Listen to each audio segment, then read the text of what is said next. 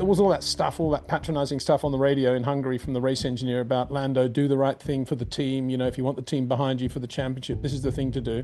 Well, he didn't win the championship. And now here we are, Oscar Piastri's about to blow him away in the 2025 World Championship. So what was Hungary all about? Please advise, I want to know. You don't need these foghorns every time you say something, magnifying it 50 times around the world. Most of it taking it out of context. You don't need that. You don't need that aggravation when you're trying to be an athlete winning a world championship, beating a very, very quick teammate in an identical car.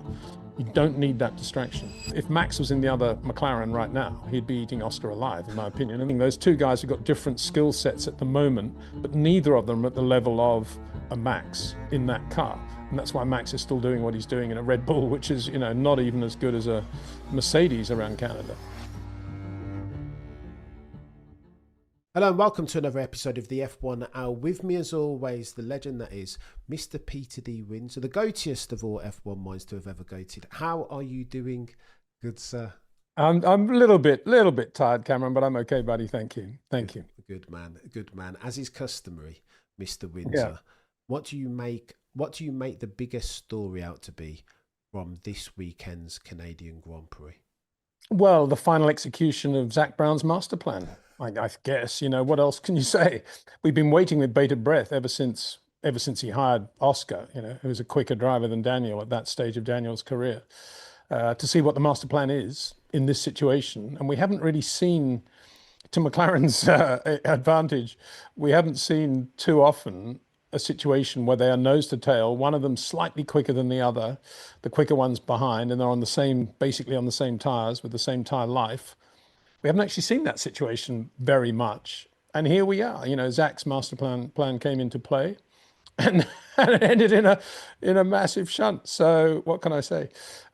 Zak, please advise, I guess. No, I think, try not to be too cynical about it.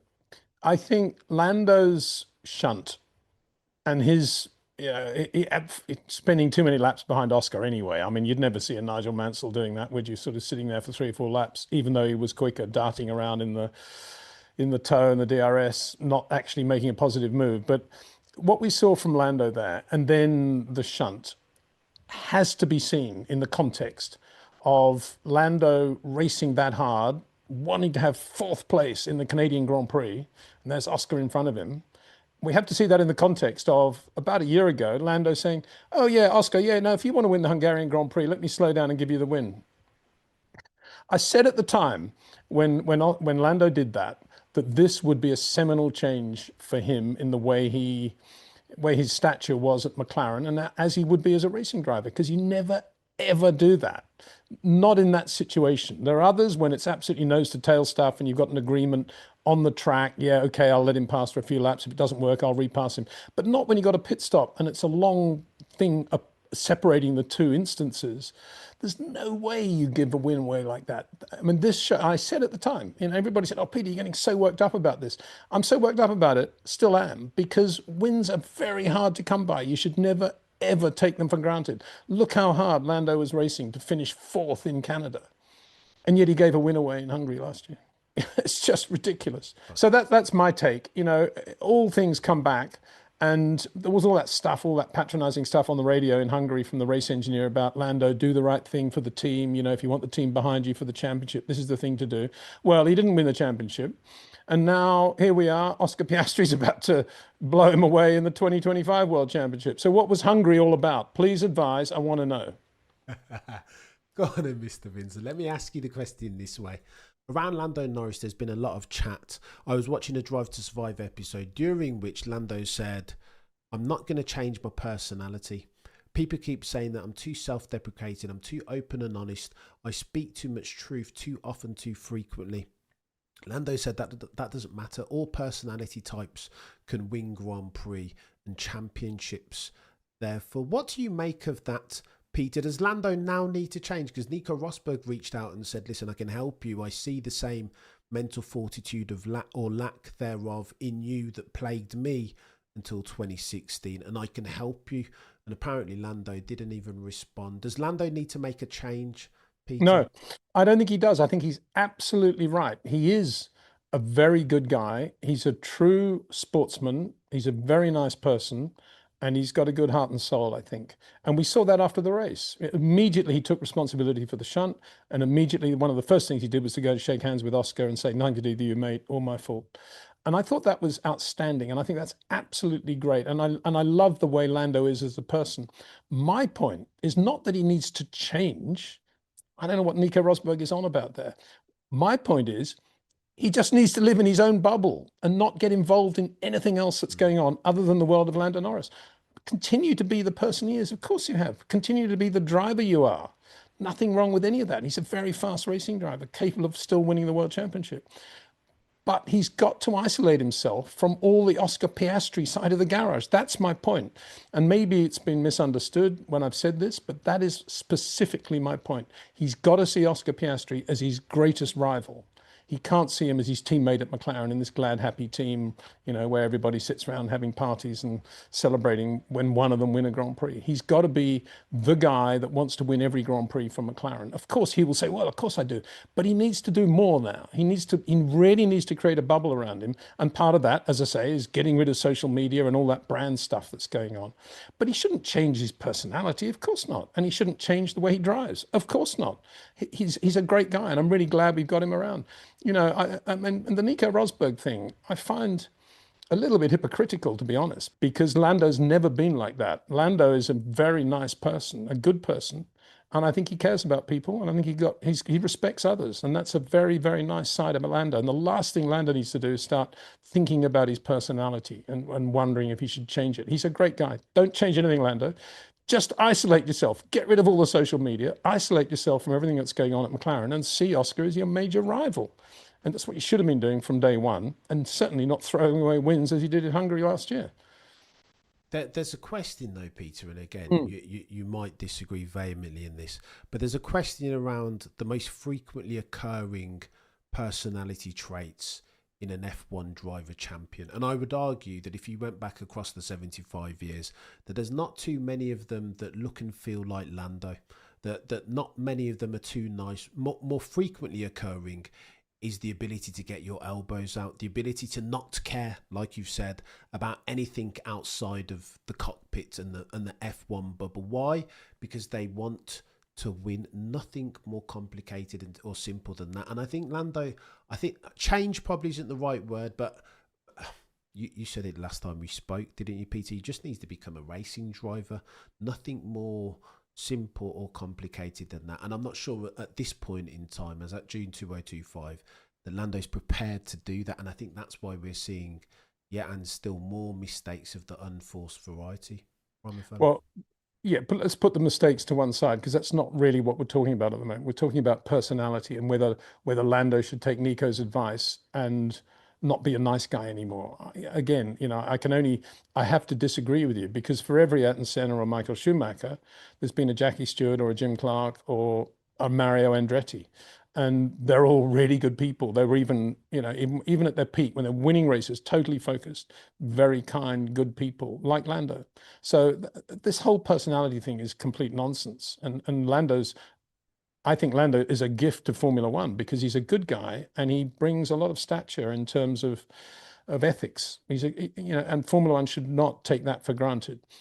Now, in terms of becoming a racing driver, it's about keeping little bits of information that may help your opposition, i.e. Oscar Piastri, a little bit more in the shade. I'm not saying you should not let them have it all together, but you should start protecting your environment. You've got to be within your own bubble. But much more importantly, and this relates, I think, to the mistakes he's making and continues to make, don't look too much at what Oscar is doing with the car. Focus on your own car, your own gut feel. Don't even talk to the engineers that much, because the sort of stuff he's getting from the engineers is ludicrous. I mean, remember your brake references, Lando. I mean, if he's relying on the engineers in the middle of qualifying to start telling him to remember his brake references, then that's an indication that he really needs to make some changes. He needs to make some changes within McLaren of how he operates, because he's got to be his own boss. He's got to be his own guy. And that's being a racing driver. It's gut feel. It's all the things he's learned to get to where he is now. And there'll be too much interplay of data and information from what Oscar's doing into the Lando thing. And he'll be looking at data and thinking, oh, Oscar's slower here, quicker there. Maybe I should do this brake here, brake there, turn in here. It's all nonsense. Just drive the car with gut feel. Don't look at that other stuff. Don't be distracted by it. That is what he needs to do. But his personality, he's a great guy. I'm glad we have him in Formula One. Yeah, he's a nice guy. It's hard not to like Lando and Norris, and I get where you're coming from, Peter. But I think where the community, or where I hear friends that also watch F1, their principal point of contention as far as Lando on a couple different fronts. In the first instance, he's the guy that said on the back of the Abu Dhabi Grand Prix last year, next year will be my year. Lando's the guy that said to Lewis once upon a time, oh, you've had the best car for 7 years now. It's easier to win when you have the quickest car. Well, how's that working out for you, Lando? Like, he says these things. Winning Zandvoort last year when he was brilliant, putting 20 seconds on Maximilian Verstappen, and then he gets towards the end of the race and he uses Max's call sign and says, simply lovely. It's like you're kind of, if you're going to talk the talk, some F1 fans will say, then Lando, you kind of need to walk the walk. And I feel like he's kind of, and even as far as the incident, I don't know if you saw the conversation that they had in the cool down room post quali. It was as if Max Verstappen is a scholar of the game, like yourself, Peter. Like, as soon as post race, as soon as they were talking about the incident between Lando and Oscar, I want to say George said it was like Button and Hamilton a couple of years ago, and Max instantly said 2011. It was exactly the same. And I feel like if Lando were a student of the game and kind of did a bit of due diligence, he would have probably watched Canada 2011 and known that was a potential stumbling block, and realised that if you go into a gap that's closing, then unfortunately you might end up in a deer. And I think that's what people, as brilliant as Lando is as a driver, as fast as he is, as brilliant as his will-to-will racecraft is at times when he's had his Weetabix, I think that's the thing that so many people are cheering for him to improve. Peter, what do you think? Yeah, I mean, the 2011 Jensen Lewis thing, I think we all just said that immediately, didn't we? And it's very easy to say, well, why didn't he think about that, and why wasn't he aware of that? I think that's to me, that's just specifically that point. That is the sort of thing you talk about on these famous Thursday track walks. And if his engineering team or friends or mates, whoever he's got walking around, aren't saying to him things like that, oh, and this is where Jean-Pierre Jabouille crashed in the Renault, this is where Panis went off, this is where so-and-so crashed, this is where Lance Stroll did his thing. All these incidents are what they should be talking about on those Thursday laps. I doubt they are. Most of them seem to be photo calls as far as I can see. So that's the first thing. All that needs to be changed. Secondly, I don't think Lando would have been in the position he was in had he been doing what I suggested from the start of the year, which is driving his own race and world within McLaren. A lot of that was all to do with the baggage that comes from everything that happened from Hungary last year onwards. This being subservient. You can't do that as a racing driver. And please understand, I'm not criticizing his personality. I don't think he needs to change his personality. He just needs to be a racing driver when he gets to the racetrack. It's a big difference. And as for those comments, that's all comes under the heading in my mind of social media. That is why I keep saying, get rid of the social media, because all of those things come back to haunt you. Now, as for what he said when he crossed the line at Abu Dhabi, that actually was a correct comment to make based on what his race engineer said to him in Hungary when he told him to give the win to Oscar.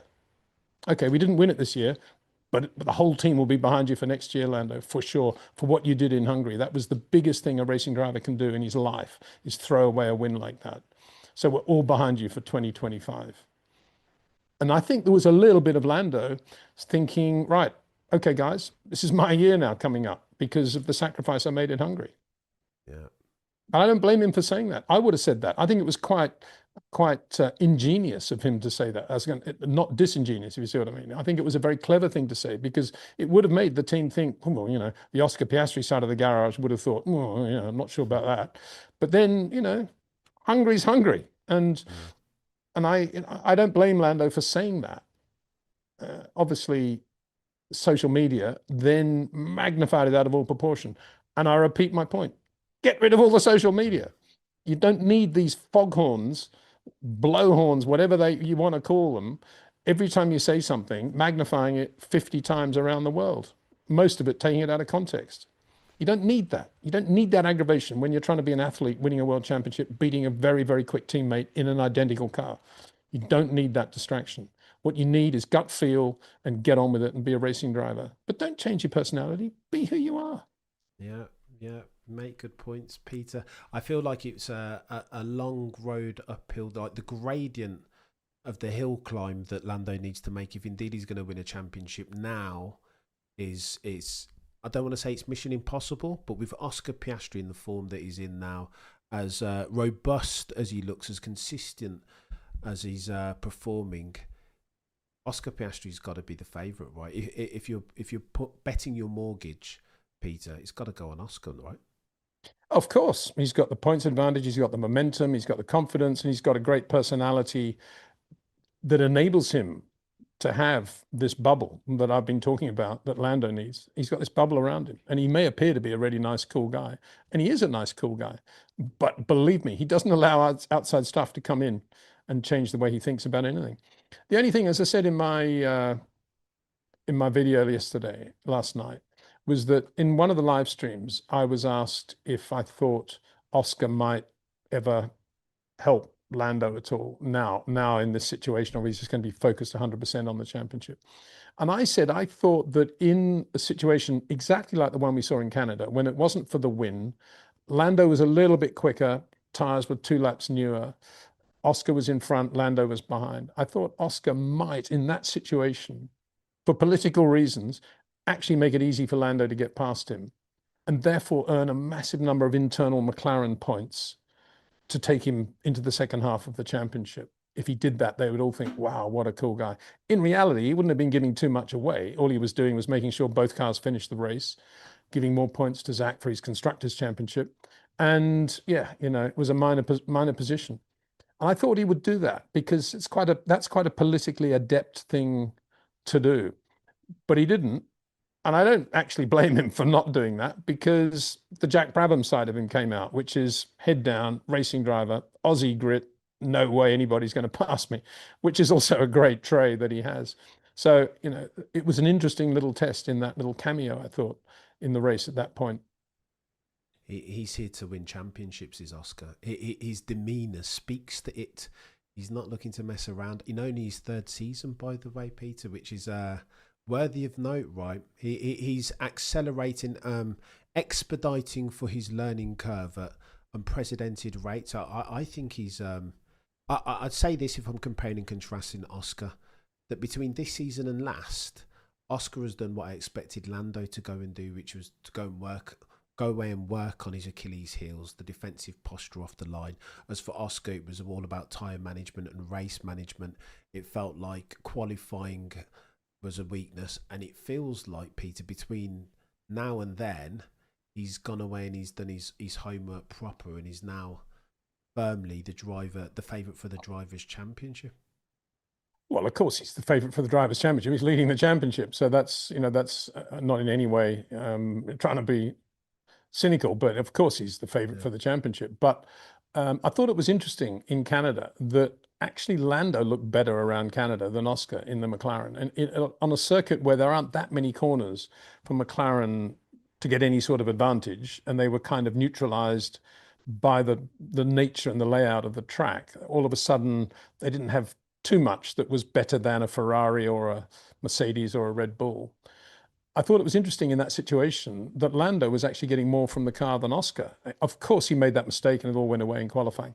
But when you watch them through the only really finessey part of the circuit, which is between turns 1 and 2, Lando was just brilliant through there, I thought. That was a place where not being a mega short corner driver was not important. And everything that Lando can do in terms of his finesse and touch, we saw in exactly that place. Whereas a couple of times Oscar was just sort of charging into turn 2 in a straight line, braking as late as he could, and then having a big moment in the middle of 2, and then losing speed out of 2.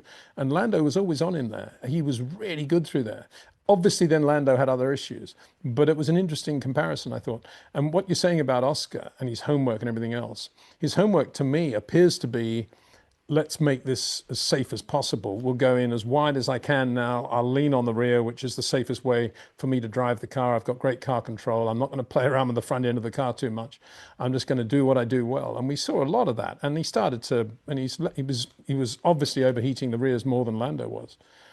And that's fine. That's what will get him through to winning the world championship, because it's a sort of, it's the default Oscar Piastri. There's nothing there. But I mean, if Max was in the other McLaren right now, he'd be eating Oscar alive, in my opinion. And the same in reverse. I think obviously Max would be doing a better job than Lando in every respect. But so that's what we're seeing. Those two guys have got different skill sets at the moment, but neither of them at the level of a Max in that car. And that's why Max is still doing what he's doing in a Red Bull, which is, not even as good as a Mercedes around Canada. Which is crazy. Peter, I want to ask you about George very quickly, because there's a lot of chat. I think George has been incredible, potentially driver of the year thus far, 10 rounds deep. It looks like Toto's hell-bent on trying to sign Max Verstappen. George Russell doesn't have a contract past the end of this year. What do you think the play for George is, Peter? Should he stay at Mercedes, or should he be looking to have conversations with Lawrence Stroll, say, or Christian Horner, with a view to move to either Aston Martin or Red Bull? Well, he should definitely have conversations with everybody from the point of view of getting his money up as high as possible before he re-signs at Mercedes, which is the logical, obvious thing that he's going to do. But he's got to start getting the money up. The only way to do that is to have all the social media saying, oh, George was seen talking to Christian Horner, George is talking to Lawrence Stroll, this and that. But of course he's got to stay at Mercedes. I mean, he's got absolute nirvana there, hasn't he? Looking in George's eyes after the race, and I feel remiss in not having said this before, I think George has done a very good job with the engineering team at Mercedes to focus on the things that are logical on the car. And you get that feeling when he's out, and whether he's doing one of his weather reports or whether he's talking about debris on a corner or a bit of crosswind that suddenly comes up, all of these things are sort of racy details that are Jackie Stewart-like in not only in their perception, but in their application to what is relevant to the team. It's not too complicated. It's just the right level. And that's what you need. Engineers are racers too, and they want all that little detail. And that what you're seeing with this car, when it's a circuit like Canada, and it'll get better, I guess, on other tracks as well, is a lot of George Russell in the way that car is now going. And also, it's a bit like, to continue the Jackie Stewart analogy, he's got effectively a Francois Sever in the other car. He's got this Kimi Antonelli, who's got this amazing talent as well, who's actually better than George, I think, in slow corner. I mean, he was definitely better into turn 2 than George Russell in Canada yesterday, to my eye. He was just beautiful into turn 2. Only one guy was as good as Antonelli, and that was Max Verstappen through there. Lando just a little bit behind them. But Antonelli was just outstanding there. And George was basically Oscar Piastri into turn 2, but with a bit more precision and a little bit more cleanliness. And that's George Russell. So yeah, all credit to George, and what a job he's done there. He's not been bad. And here's a question for you. Do you think if Lewis had stayed at Mercedes, do you think he would have driven the race that Kimi drove yesterday? Oh, Peter, this is... Sorry, qualified and then driven the race that Kimi drove. I don't know the answer to that question. I've got to back Sir Lewis and think that potentially, but he looks all at sea when he doesn't have the car. Peter is the truth. The form that Lewis is in now, probably not. Had he had a car underneath him that gave him confidence for 10 rounds now, the stable rear, the rigidity of the suspension, being progressive on the brakes, carbon industry as versus had he been in a familiar circumstance still, I think he'd probably be close to Kimi Antonelli, probably a little bit faster. It's not saying much, is he? He should be close to George and beating George. That's the point. But we saw how that went, Peter, yeah, over the last exactly. 24 months. I think, to be fair to George, I think he's a lot quicker and better as a driver than many F1 fans have given him credit for. He's a killer, Peter. Like that, the qualifying lap. Holy smut! Like that Yeah, but was. who's never rated George Russell ever since GP3? I I, can't imagine anybody who's been watching, got any sort of workable, brain, wouldn't think that George was unbelievably quick. Who are these people that don't think George Russell's quick? I'll put my hand up, Peter. Really? Not to say that he wasn't quick, but the extent. I didn't think he was. I've always had Max, Lewis, Stroll here in my tier one, and then I would have put George a tier down from those guys, and I think I've got to reappraise for that now on the back of what we're seeing George do. He's Oh, blisteringly I mean, what were you thinking when he was at ART in F2? I think he's And brilliant. not only was he super quick, but he was the one guy that never really destroyed the tires either. No, he's And that was always what been stood brilliant. out about his driving. He's very, very good on managing the tires. Excellent. Yeah, no, And no, I mean, he's unbelievably fast. He's Jochen Rindt fast. There's no doubt about that. That's bonkers, Peter. He's really quick. Yeah, And underestimate George at your peril. yeah, Very, very good. So that's why, I mean, I can't even imagine that he wouldn't be in a Mercedes for the rest of his life. Why wouldn't he? Because Toto, Peter, to that question, Hmm. Toto really, really wants Max Verstappen. Really, really wants. I was watching Drive to Survive yesterday, and Toto said something to this effect. He was having a conversation with Susie, and they were considering their options as far as the driver to replace Lewis. And he said something to this effect to his wife, Susie. I promised Sir Lewis that I would never pursue Max whilst he was still in the car. So what does that mean now that Lewis isn't in the car? Of course, that means that had Lewis, and even while Lewis was in the car, that means that had Lewis given his blessing, Toto would have happily pursued Max to replace George now, but by default. Well, I think you're reading too much into that. I mean, for starters, Drive to Survive, need I say more? But beyond that, of course, anyone in the pit lane would want Max Verstappen to drive for them. And of course, if you're Toto Wolf, after what happened in 21, of course you'd make the pledge to Lewis, so long as Lewis is in the team, not to have Max in the other car. But that's the end of it. It doesn't mean, what would happen with George then? The real question is why he disrespected Lewis by signing George and not keeping Valtteri Bottas. That's the point. Oof. That's the point. And was that covered by Drive to Survive? I don't know. I don't watch it, so I can't tell you. But that would have been the only thing to have got Toto talking about. Talk to me about the incident. If he's so worried about upsetting Lewis by having Max in the other car, why didn't he keep Valtteri? It's a good shout. It's a good shout. Yeah. No, he's done. He's leveraged Icarus. He's flown too close to the sun, hasn't he, Peter? But Cameron, can I also just go back on another point you made, which was about the, Lewis needs the car. Yeah. I think Ferrari had a really good car in Canada. I think they did. I think they had a car that could have been right up there with Mercedes, probably ahead of the Red Bull, had Monsieur Charles Leclerc driven it properly on Friday, not crashed, and worked away as he normally does. I think that Ferrari was quite capable of certainly podium finish. That Ferrari was not slow.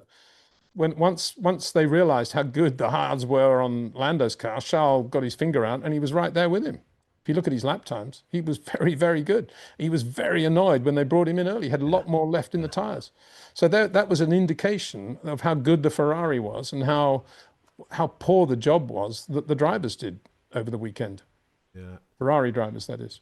If I put my Sir Lewis cap on for a second and try and defend him, there was the damage that he said was costing him anywhere up to 0.2 a lap that he'd incurred when he hit the bloody animal on track. So you've I'm not excusing, but attributing a reason to why. I suppose the bigger worry for me, Peter, is that the 2 to 0.3 per lap delta that Charles has routinely this season had on Sir Lewis is now becoming.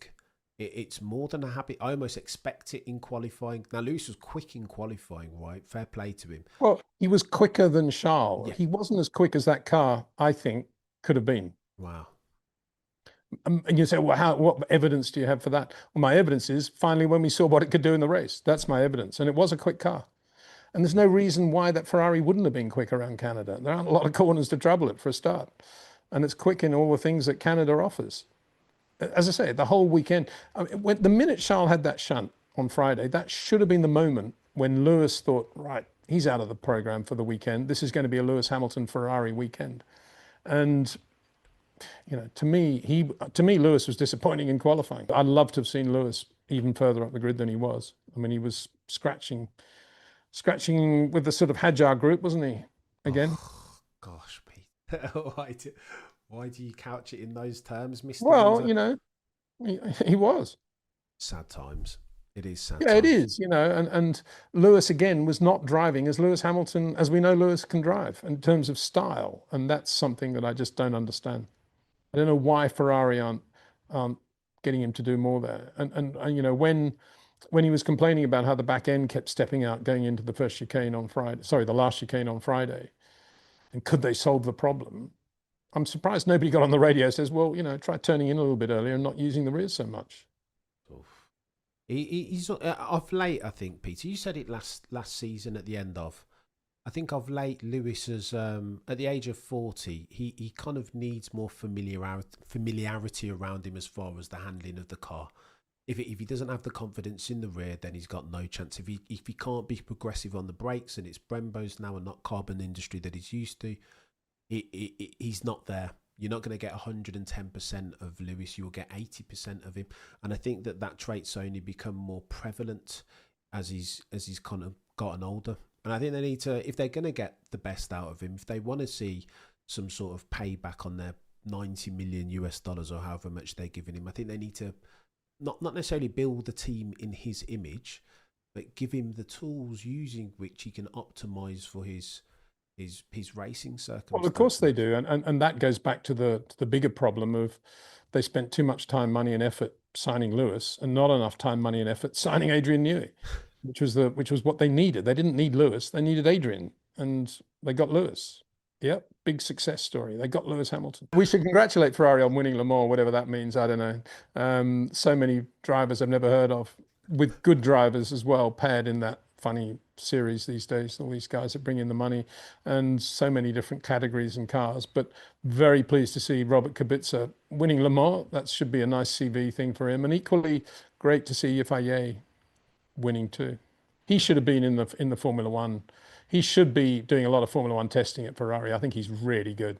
Yeah. I don't know why they keep showing pictures of Guanyu Zhou there in the garage, because Yaffaye is the guy who's got the real talent, in my opinion, as far as the Chinese drivers go.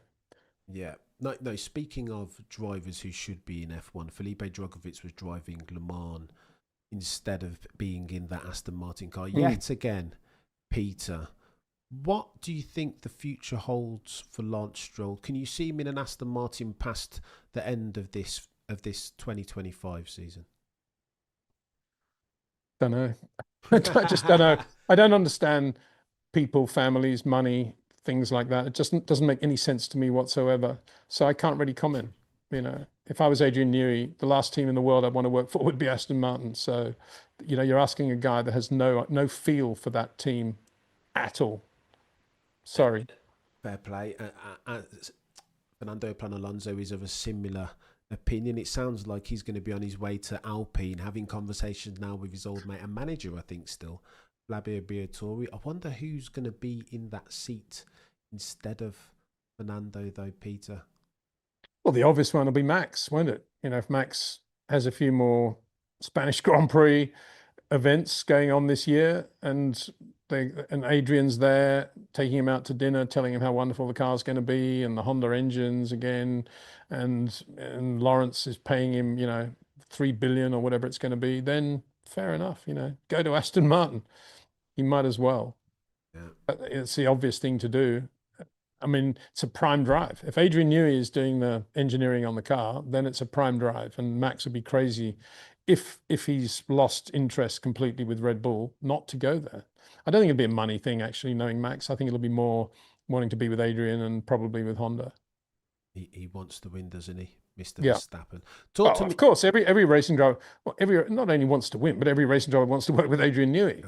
That's the point, I think. You know, and because Adrian, apart from being an extremely good aerodynamicist and overall general designer of racing cars, also has a very good racing brain in terms of how to handle the opposition.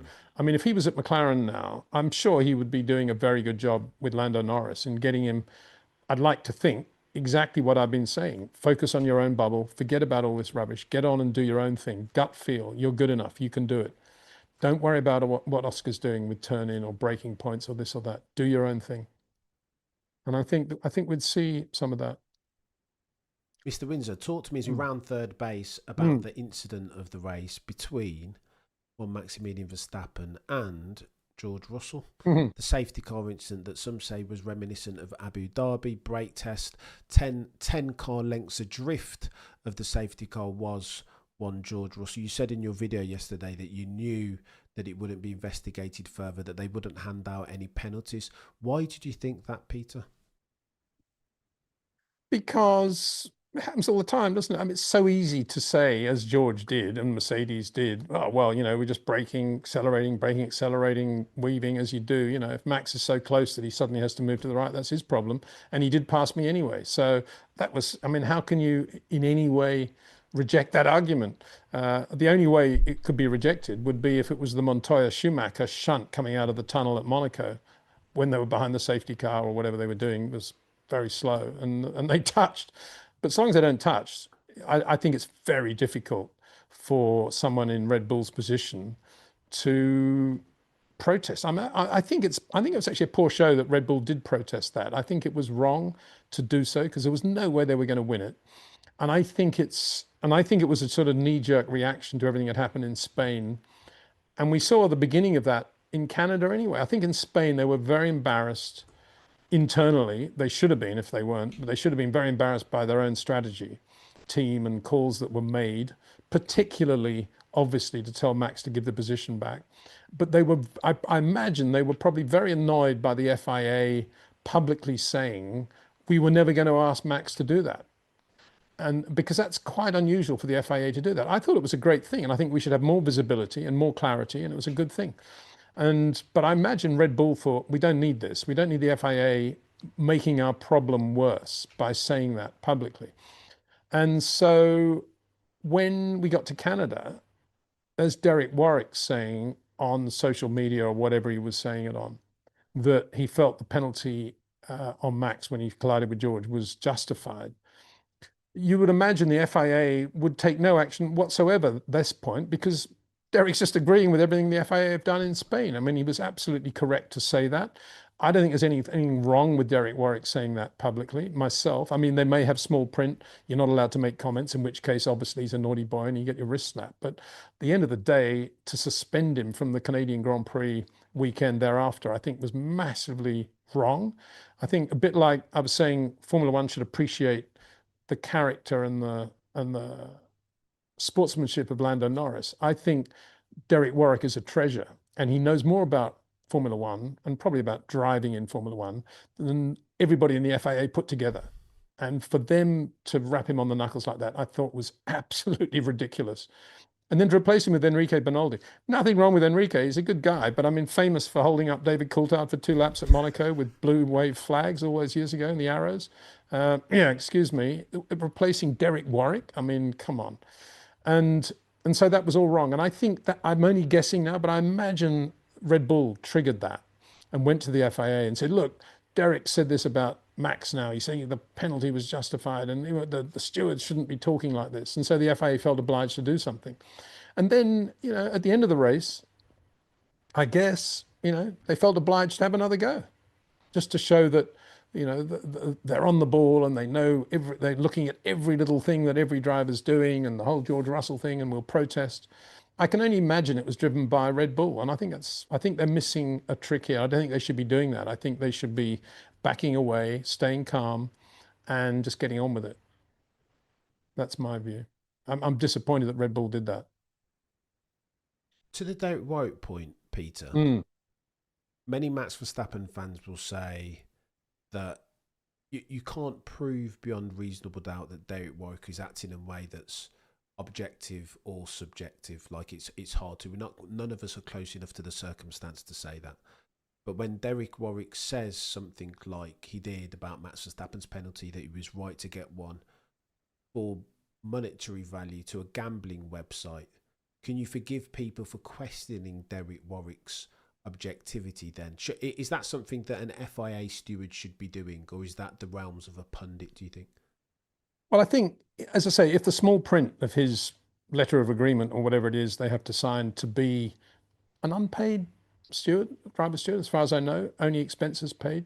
So Formula One's very lucky to have people like Derek Warwick around. If the small print says you must make no comments whatsoever about Formula One away from the Grand Prix, every time, if it's that, then obviously everybody is correct if they say Derek Warwick should be penalised, punished. I don't think it does say that, because quite a lot of these stewards do actually talk. I mean, I talk to quite a lot of them, and they often express an opinion without any problem whatsoever. So, and as for all these betting people, who cares about the betting people? I mean, if you're betting on Formula One, go and get a life and, go for a run, go and become an ultra marathoner or something. Stop being ridiculous and betting on Formula One. It's insane. And I have no sympathy for those people whatsoever. All you need to do is look at the video, look at the film. Who was to blame? It was Max Verstappen, quite clearly. I mean, anybody that thinks they've got to wait for Derek Warwick to give his opinion on that shouldn't be betting or even looking at Formula One anyway, because they obviously have no clue about what they're watching. Of course it was Max's fault, and of course he should have got a penalty. I mean, there's absolutely no doubt about that. Max knew he was going to get a penalty for sure. But he still did it because he felt, sufficiently annoyed by the whole situation. Yeah. That's what Max is, he's that sort of guy. But of course he deserved the penalty. And Derek was saying nothing unusual there whatsoever. But as I say, if the small print says you are not allowed to open your mouth, which I doubt because they're not paying him, then, obviously he was in the wrong. So I'm quite fired up only because I think Lando Norris is a good guy, and I think we should cherish him in Formula One, his personality, because there aren't many like Lando. He's very bright and he's a very good person. And I think Derek Warwick is as well. And there's two people that we've been talking about who are in, and a lot of people are anti aspects of those two individuals. And I find it incomprehensible because they're both really good guys. Yeah, it's weird, this, Peter. I think it's the social media thing, and it's all from a distance, but you can forgive F1 fans, particularly Max Verstappen fans, who are expecting all Stewart. And again, this isn't perfect, right? It doesn't parlay into real life like one for one, but they're expecting FIA stewards to be like the bastions and beacons of all things objective, because that's what you'd expect from your umpires and stewards and referees, because that's what it is to be a gold standard referee, right? But in saying Max deserved the penalty, Derek Warwick was being objective. What other opinion is there? You can, even if he was, if he said no, he shouldn't have got a penalty, it wasn't his fault. I mean, that is so insane that no one would respect him anyway. I think that they just don't want their stewards to be making any statement of any substance to a gambling website for financial gain. I think it's the latter two stanzas there, the latter two clauses that are not quite red flag, no pun intended, but what about whatever happened to object, especially if you're talking about Mohammed bin Sulayem, who ran in 2021 on a promise of transparency, objectivity, robust governance. It's like, well, hang on, there is a misalignment here. Well, if that's the case, don't have any betting companies in Formula One, but I'd say. Yeah, I think so, Peter. That's that would be the conclusion. But they will never do it because financial resource and fiduciary duty is a thing in limited media. Or cryptocurrency companies either, for that matter. Well, Pete, yeah. How deep does the rabbit hole go? Do you know what I mean? Yeah, well, less money, be a much better sport, wouldn't it? As we've said for so long. Fiduciary duty, sadly, Peter, is a thing, and the Liberty Media chair and CEO and CFO will have a duty. They are there to enrich their shareholders, sadly, and that means that sometimes they will do some sponsorship deals with some unscrupulous companies. As bad as that is, no. Well, for me, the fiduciary duty is to make Formula One smaller and have less money, and for everybody to earn a little bit less, but make it a much more manageable, cleaner sport. Bravo. I concur. And then there'll be more money coming in from different sources. Wouldn't be coming in from betting or crypto, all that stuff. I think you're barking at the right tree, Mr. Windsor, but sadly, whether they'll listen, I don't know. I won't hold my breath, not for 1 second. Mr. Windsor, you've been a legend as per usual, more than generous with your time, and I appreciate you. We appreciate your God tier level F1 insights as per usual. If you appreciate Mr. Peter D. Windsor, go over to the YouTube channel. You know what the name is. If you aren't subscribed already, what then are you doing with your life? Shortly thereafter, go onto your favourite podcasting platform, the Short Corners podcast. Listen to it, follow it, 5-star rate it. If you're watching this on the YouTubes, do me a favour, like, comment and share. If you're listening to this via your favourite podcasting platform, then 5 stars and follow, please. It matters. Thank you. Between now and next time, Mr. D. Windsor, you're an absolute legend. I appreciate you more than words could convey. Between now and next time, guys and girls, remember as always to look but never stare.